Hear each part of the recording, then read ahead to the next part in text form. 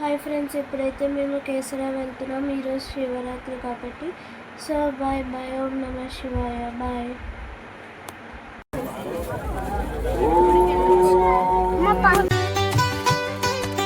శ్రీరాముడు హనుమాను పిలిచి హనుమాను కాశీకి వెళ్ళి ఒక శివలింగాన్ని తీసుకురమ్మంటాడు.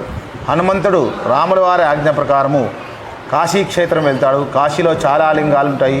ఆ లింగాలు చూసి అక్కడే ఉండి ఏ లింగం తీసుకురాకో అర్థం కాక అక్కడే ఉండిపోతాడు హనుమంతుడు. ఇక్కడ ముహూర్తం సమీపిస్తుంటుంది. ముహూర్తం సమయము హనుమంతుడు రాలేకపోతే అప్పుడు శ్రీరాముడే శివుణ్ణి ప్రార్థిస్తే భూమిలోంచి స్వయంభులింగంగా శివలింగం వస్తుంది. ఆ శివలింగానికి అభిషేక అర్చనలు అయిపోయిన తర్వాత ఆంజనేయ స్వామి తోకతోని 101 లింగాన్ని తీసుకొని వస్తారట. వచ్చేసరికి ఇక శివలింగాన్ని ప్రతిష్ట చూసి చాలా కోపం వచ్చి ఆంజనేయ స్వామికి ఆ తోకన్న లింగాలన్నీ ఆవేశంతో విసిరేస్తారట. విసిరేసి బాధపడుతుంటే అప్పుడు శ్రీరాముడు హనుమంతుకి ఈ విధంగా చెప్తాడు, హనుమాను ఏం బాధపడకు, ఈ కొండకు నీ పేరే ఉంటాయని చెప్పి కేసరిగిరి అని నామధేయం చేస్తారట. కేసరిగిరి కాస్త కాలక్రమేణా కీసరగుట్టగా మారింది.